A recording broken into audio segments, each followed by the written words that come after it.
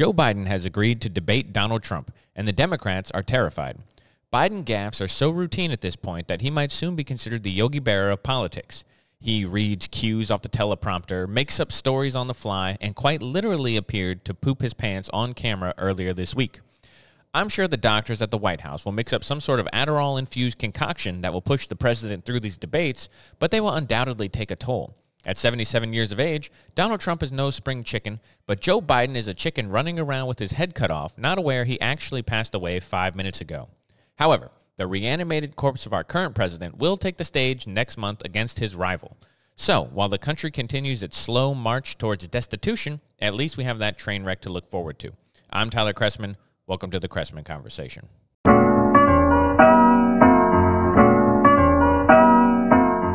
Okay, as we said in the intro, we're going to be talking about the Joe Biden debate. We're going to go over a couple different topics here, but before we get into that, I want to go over my favorite comment from last week. Andy Forbes wrote on YouTube, quote, "I have no affiliation with either left or right because there are things in both sides' point of view that I believe in. But I will not go along with things I don't believe in simply because I'm supposed to, because the party believes this. Why can't we take the best from the Dems and Republicans and build on that?" End quote. Well, Andy, I agree with you entirely. I think I wrote back to you on YouTube and said basically the same thing. Like, the idea that we're supposed to just be team players is a bad thing. We shouldn't be. You got to go with individuals who make sense, that you agree with mostly, and that when you don't agree with them, don't go along with them or don't support them just because they're supposed to be on your side. As always, when Donald Trump says something good, I support him. When he says something bad, I don't. If Joe Biden said something good, I'd support him. Recently, I haven't heard much from him that I agree with, but the point is, the parties are dumb. We should be going along with people with good ideas, whether they're left or right. Okay. Anyway. Oh, dang it. Hold on. Winnie's got to make her appearance. She's starting to scratch at me. Here we go. Say hi, Winnie. Hello. All right. So we're going to list actually 3 topics today. We are going to talk about the Biden-Trump debate.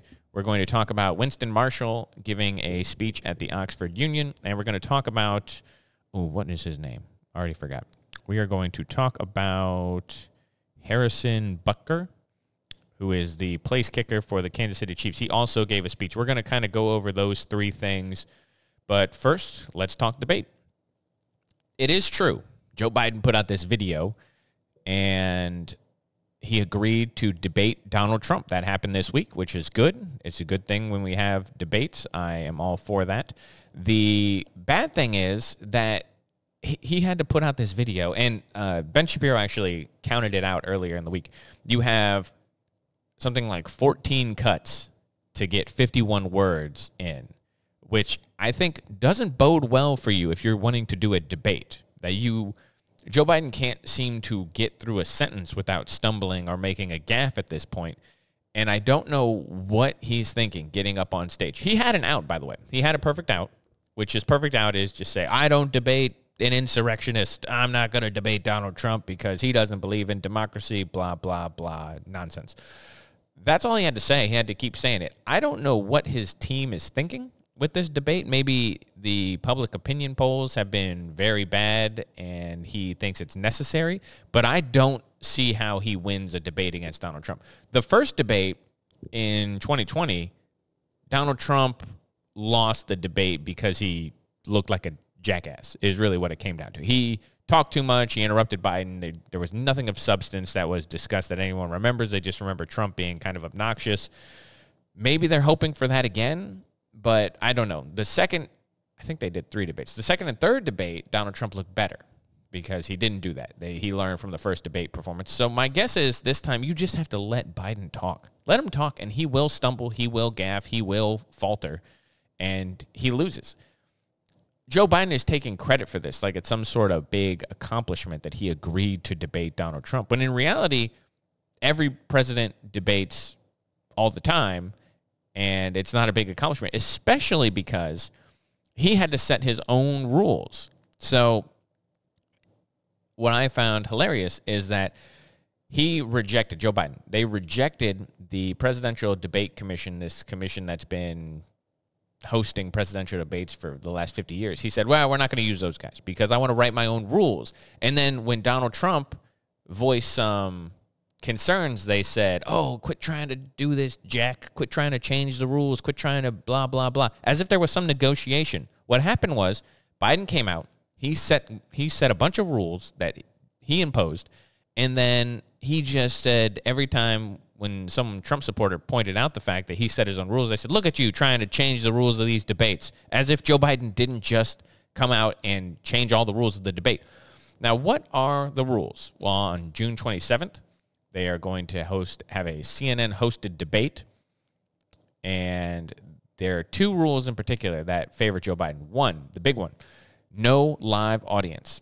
So since the first presidential debate, or after the first one, there was no audience. The first televised debate, there was no live audience. After that, since the 70s, there's always been a live audience. The audience is asked to remain quiet. They're asked not to interject or make too much noise in the middle, just at the beginning and the end. Sometimes they make noise, but having an audience obviously plays to Donald Trump. Joe Biden can't get 12 people to show up to his birthday party. Donald Trump can have 10,000 people in the next 10 minutes show up anywhere in the world that he goes. If he was to put up a post on the internet and said, everyone meet me at Chick-fil-A, we're getting breakfast right now at 8:55 when I'm recording this in the morning, then that Chick-fil-A would be overrun for the next decade because Donald Trump would fill it up, a line out the door that you have to wait in 5 years just to get your chicken sandwich. And he could do that anywhere in the world. Joe Biden can't. Joe Biden is not popular. Donald Trump is popular. Donald Trump is also hated, but he is very popular. And the people who like him don't just like him, they love him. And so and he's funny, and Joe Biden's not. Joe Biden he has no sense of humor. Barack Obama was a great orator. He could speak. He sounds elegant when he talks. He is very smart. He's an articulate man. He just, the way he speaks favors in-person listening to him talk. Donald Trump doesn't have that same style. Barack Obama is an intellectual. He's a very intelligent guy. He comes across that when he speaks. He just is one of those guys who he's charming, he's smart, he has all those things. Donald Trump has a different kind of appeal because Donald Trump is a comedian. He is funny. And I don't care if you're left or right. If you don't think that Donald Trump has a sense of comedic timing and style and the things that he says, it's like the debate where I think it was Megyn Kelly. Megyn Kelly said something like, you've called women fat and pigs and blah, blah. And how do you respond to that? He said, no, just Rosie O'Donnell. And it's like that was a great line. Or the line the only thing I remember from his debates with Hillary Clinton is the line that said something along the lines of where Hillary said, oh, Donald Trump, it would be a travesty if he was president or something along those lines. And Donald Trump said, yeah, because you'd be in jail. And that was just a great line. It won the debate. Single line that just was a laugh line that just won the debate. I don't remember anything else 8 years later from those debates except the line where he told Hillary to her face, yeah, because you'd be in jail. And it was hilarious. So no live audience is one of Joe Biden's requirements because it favors Donald Trump. Okay, fine. How about a microphone that cuts off? It also favors him. He doesn't want to be talked over. He doesn't have the vigor to stand up for himself or the forcefulness of his voice. Excuse me, I'm kind of an awkward stretch there. Had to throw some at the cat. She's scratching things. He doesn't have the forcefulness of his voice that can talk over Donald Trump or talk around him. If Donald Trump jumps in, if he tries to say something, then Joe Biden just looks weak. He looks frail in comparison when they're trying to compete. So he cuts his own set of rules. Donald Trump immediately agreed because Donald Trump knows in a debate at this point, this is not 4 years ago. At this point, he's going to walk all over him. I don't care what kind of steroid, meth-induced injection they give Joe Biden to prop him up right before he comes on stage. Donald Trump is going to mop the floor with him. And that's why they're also doing it so early. Doing it in June, though the debate or the election's not until November. Why are we doing it so many months in advance? It's because if it goes really poorly, then Joe Biden can memory hole it. They can make everyone forget. They're not going to talk about it. They're not going to discuss it. And that's going to be the way it goes. If it goes well, then they'll play the clips for the end of time. But it's not going to go well, so they're going to memory hole it. But then they can say they did it. Oh, we debated him. We don't need to do more. We don't need to do the debates when they normally happen by the normal commission with the normal hosts. We're going to pick our own hosts. We're going to pick our own format. We're going to make our own rules. We'll do it that way. So we'll see. I don't know. I don't know if it is going to benefit Biden to do this. It's nice that he's doing it, but I don't know if it's going to actually work the way he anticipates it's going to work. I don't see how it goes well for him. But who knows? I could be wrong. I am wrong sometimes. Not often, but sometimes. Anyway, we're going to switch topics now. In other news, actually, one more thing real quick. He's going to look terrible. Whenever I see him on camera, the only thing I think is that he looks so old. He just looks old. And it's the presidential election. When you go and you look at some interesting facts, the taller guy almost always wins. The guy who appears more youthful almost always wins. Unfortunately, our presidential election is a popularity contest, and people like people who are tall and good-looking. So when you put up an old man who just looks frail, he just always looks, he's got those eyes that looks like he's constantly staring in the sun. He just kind of goes, like he's looking, like his future is short and he sees all of it. That's what he looks like. He looks like he just doesn't have a lot of time left on the planet. I don't know how when you put him on the stage with all the lights and the pressure, I don't know how it's going to go well. He can't do a press conference. He can't take questions from people on the fly. I don't know how. The idea, by the way, that he's not going to get these questions in advance is just ridiculous.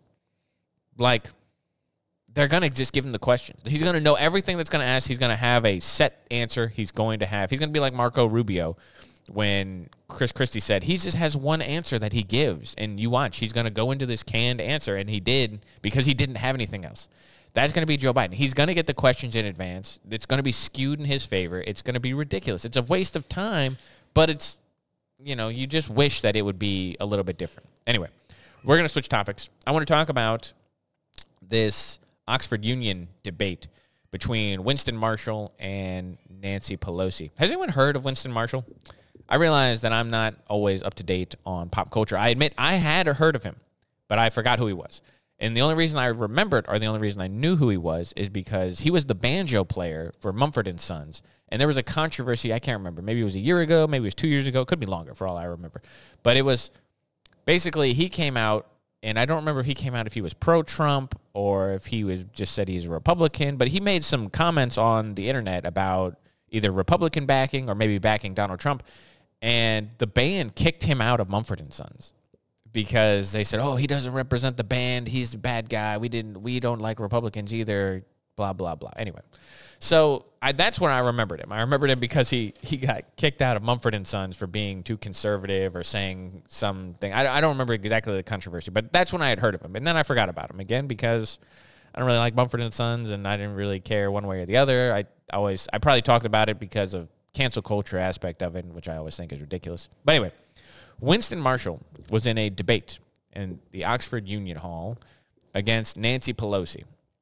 And the motion on the floor was, this House believes populism is a threat to democracy. And Winston Marshall was arguing against that, and Nancy Pelosi was arguing for that. Now, this is such a weird take. Populism is a threat to democracy.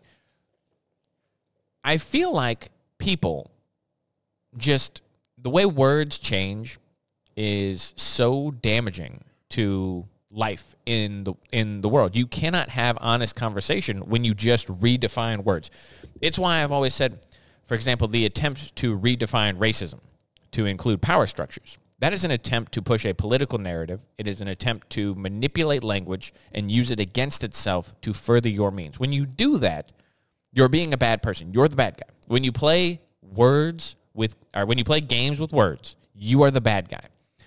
And so populism is an interesting one because populism has always been used to say, for example, the interests of the common people versus the elites. That's what populism is. Populism is when you have just the working people against elitist institutions. So academia or government or anything like that. That's how populism has always been used.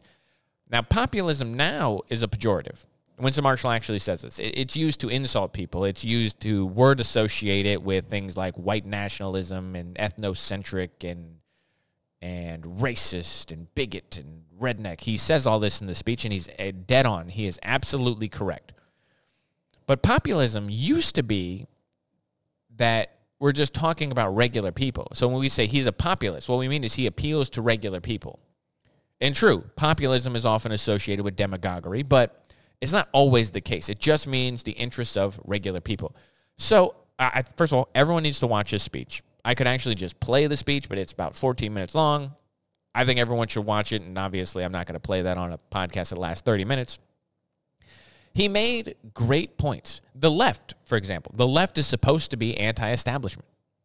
Nancy Pelosi considers herself a woman of the left. But the left is now the establishment. The left is big government. The left is big pharma. The left does not support the rights of regular people. They are the top-down enforcers of speech codes. They are the people who want to, they're now the supporters of Hamas. They are the racists. They are the anti-Semites. They say things. You had that governor, Kathy Hochul of New York this week, say something like, black kids in Harlem who've never heard the word computer. They are the people who practice the bigotry of low expectations. It is not the Republicans who are the party of the elites. In academia, government, this is the party of the left. They are no longer the resistance. They are just the people who are the establishment. Bernie Sanders can't say he's anti-establishment. The man's been in government for 60 years. How can you be anti-establishment? You are the establishment at that point. Obama, he once called himself a populist because he said he had a grassroots coalition of people who believed and supported him. Now, he would never use that word today because Donald Trump is a populist. Because Donald Trump actually does have a grassroots base of regular people who support him. He is not supported by any institution or elite. The elites don't like him. The donor class of the Republicans don't like him. The government doesn't like him. The institutions like academia and Hollywood, they don't like him. So Donald Trump's populism is a threat to democracy. I also feel like the Democrats use the word democracy weird because democracy is the will of the people. So they'll say things like, if Donald Trump is elected, Donald Trump is a threat to democracy. Well, Donald Trump, if he's elected, doesn't that mean he wins democracy? Isn't that what democracy is? It's the will of the people. We live in a democratic republic. If people vote for Donald Trump, that means they like Donald Trump. That means they want Donald Trump to do Donald Trump things. That's kind of what that means. It means they don't like you. When you lose elections, it means you lose. They don't like you. They don't like your ideas.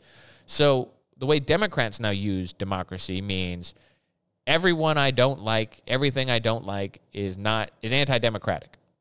And my views and my beliefs are democracy in action. It's like Dr. Fauci used the word science. He is the science. They are the democracy. Because democracy doesn't work if Republicans win and do Republican things and conservatives get their agenda on the table. That's not democracy. That's authoritarianism. Okay, it doesn't make any sense, but that's what they believe.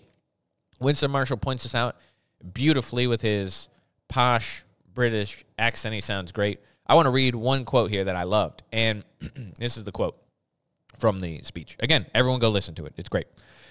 Quote, now, don't get me wrong. We need elites. If President Biden has shown us anything, we need someone to run countries. When the president has severe dementia, it's not just America that crumbles. The whole world burns, end quote. Wonderful, beautiful. He puts Nancy Pelosi face to face, calls her out for being an establishment hack who is not for the people anymore. She is a person of the elite. She is a San Francisco representative who likes ideas more than people. It's always the thing you can tell about people. The progressives like ideas more than people. Like the idea of socialism, the idea of communism. These things, in their mind, they seem like good ideas because they're fair, they're equitable, they make sense. But in reality, they kill people. In reality, they're terrible. In reality, they don't work. But the ideas work, and they like the ideas because they're idea people. They're the academics who want to sit there and they formulate ways to make the world perfect when in reality, they implement policies that are harmful for people. And you can look at San Francisco, where Nancy Pelosi represents, as a great case in this. When you decriminalize drugs, when you legalize crime, it makes the place a hellhole. San Francisco is the dirtiest city I've ever been in my life. It's a shithole, and that's Nancy Pelosi's doing because she likes ideas more than people. So the motion that they debated, Marshall and Pelosi, ultimately passed with Pelosi's side receiving 177 votes and Marshall's receiving 68. But as Winston Marshall went on to say on X, Pelosi may have won the room, but he won the internet. His video went very viral.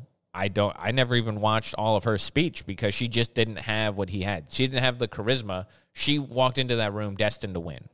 And that's just kind of the way it looked from the beginning.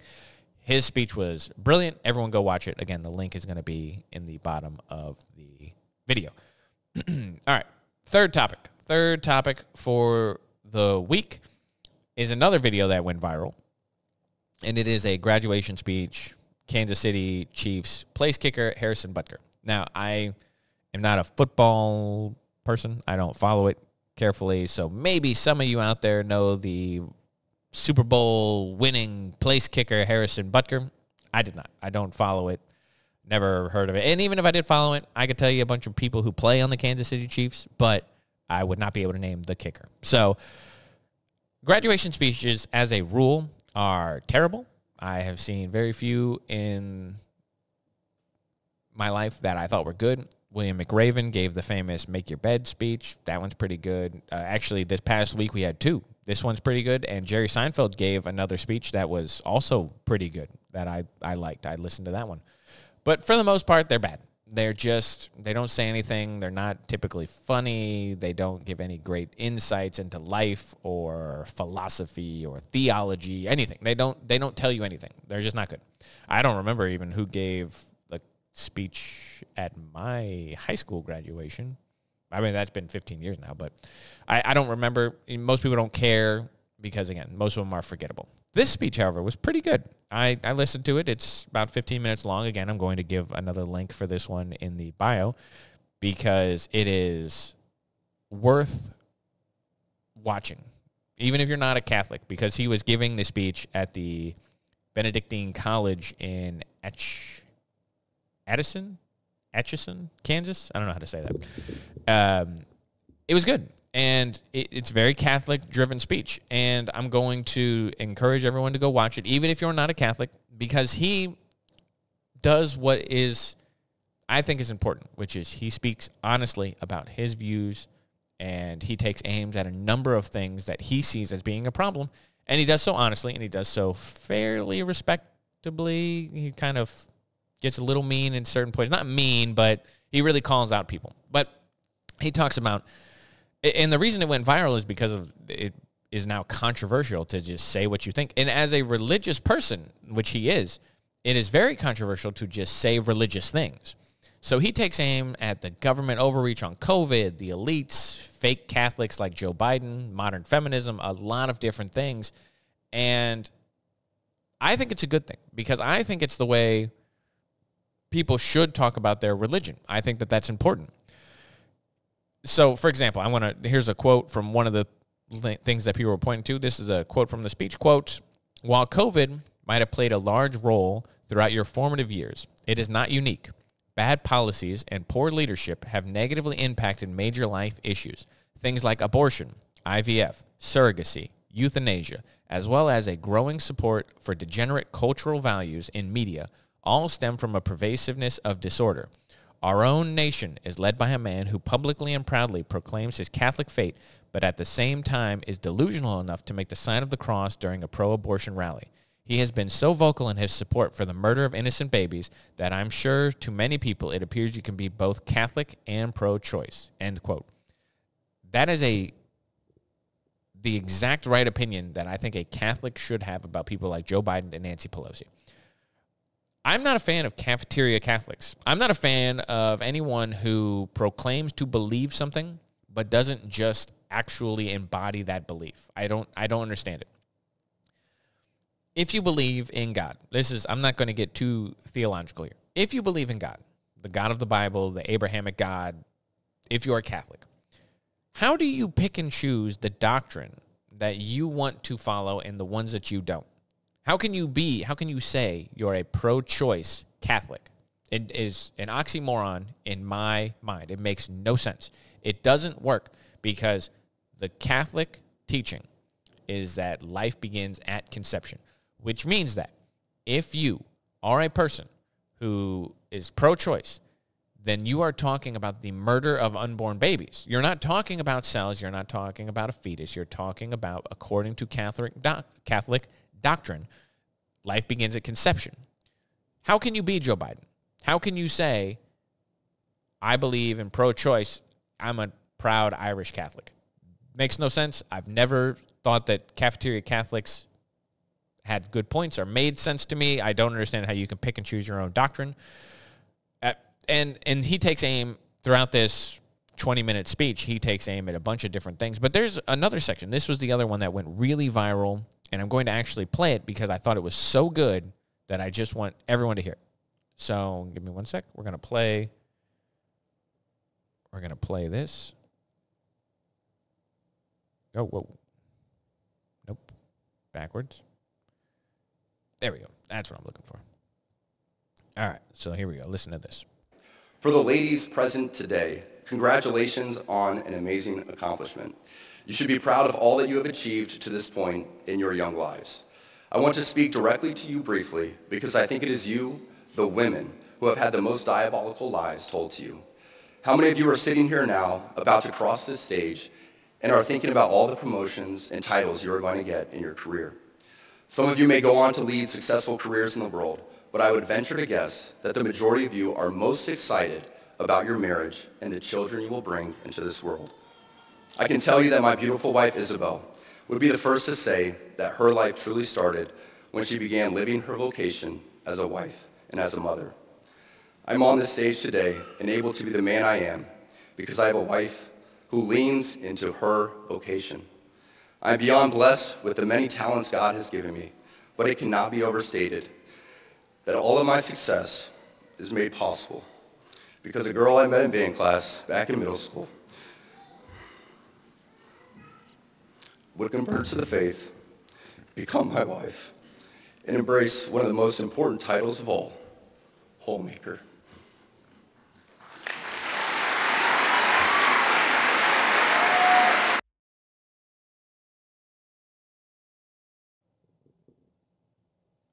Okay, now that applause break right there went on for 18 seconds, by the way. That's how much people there approved of what he was saying.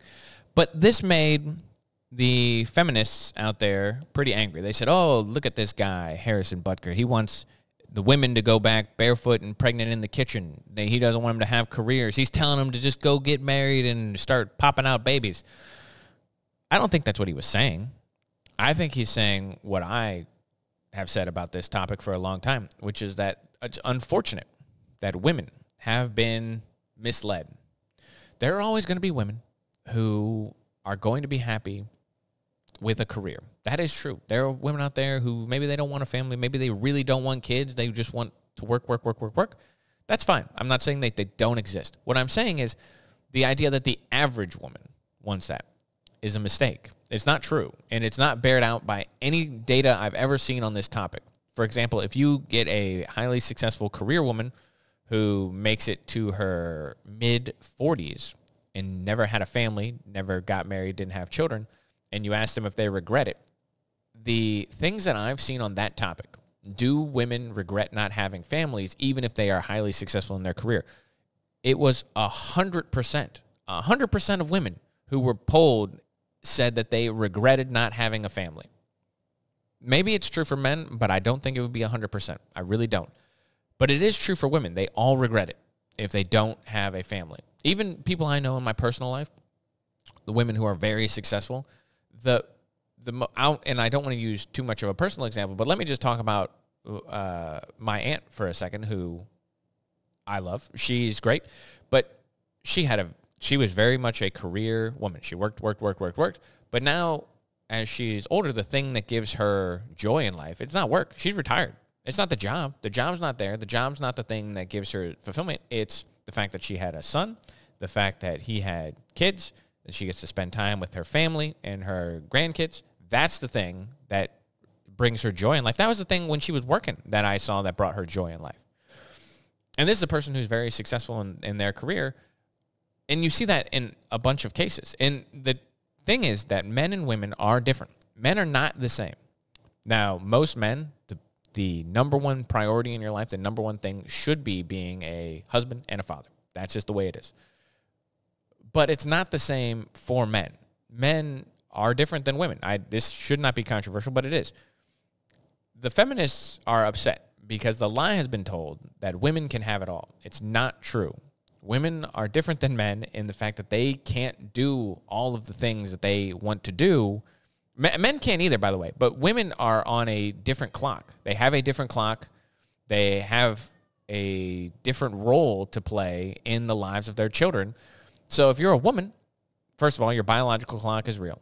You only have a set amount of time to have children. But outside of that, you have a child. Well, the time that you can spend with that child is going to be spent by someone. And if it's not spent by you, then who's going to be raising that kid? It could be the man. I'm not saying that. Men don't play a role in rearing children. They obviously do. But are you going to allow some other person to raise your child the way that you're going to raise them? Do you think it's a good thing? For example, why do we have maternity leave that lasts a lot longer? Yes, part of it's for the physical recovery of the woman, but yes, it also is because we acknowledge as a society that women have a unique role to play in nurturing a child. It's not just because you're shackled to an infant because you have to feed them. It is also because there is a unique bond between mother and child. It's just true. I don't know how to explain it other than just saying that is unique in the world, and it's a good thing. It's a fine thing. And so Harrison Butker getting up there and saying, don't allow yourself to think that your job, your career, getting that promotion, becoming the boss lady is going to be the thing that makes you happy in life. It's not. The thing that you're going to find fulfillment in most cases, is going to be filling that role of wife and mother. That's just the way it is. And this idea that we've told young women that the thing that they need to do in life is work really hard, get a bunch of hours out there, and then all of a sudden you'll be really, really happy because you're going to be the boss lady. The boss lady myth is a lie. Those women aren't happy. And when you look at them down the line, they're not. And again, we can pull up the studies that are done that say the women regret it when they're the big boss lady without a family in their 40s and 50s. They regret it 100% of the time. And so you have to realize that if you're sitting there as a young woman and you think that the job that you go for is going to be the thing that makes you happy, you're making a mistake. And it's not their fault. It's not some 18-year-old who's graduating high school. It's not her fault. Because society has told her that she should do these things because it's fulfilling. It's going to be empowering as a woman. But it's just a lie. It is. And he's just advocating that people recognize the lie. And so when the feminists get mad, they tried to cancel him. A lot of people said he should be thrown off the team, not be allowed to play, all this nonsense. Meanwhile, the rest of the NFL is having a bunch of kids out of wedlock, committing domestic abuse, ultimately not treating women well. And this guy broke into tears talking about how much he loves his wife. And that's the thing that the feminists are upset about because probably because they don't have anyone who loves them like that because they're harpies. But that could just be the case for most of them.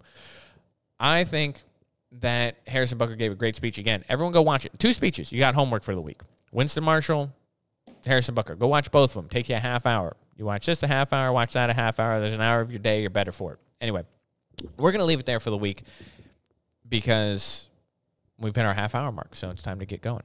Anyway, questions, comments, concerns, as always, like, share, subscribe. Do all the good things. You know what to do. You've been watching the show long enough. You know the things that you need to do. And I will catch you guys next Friday.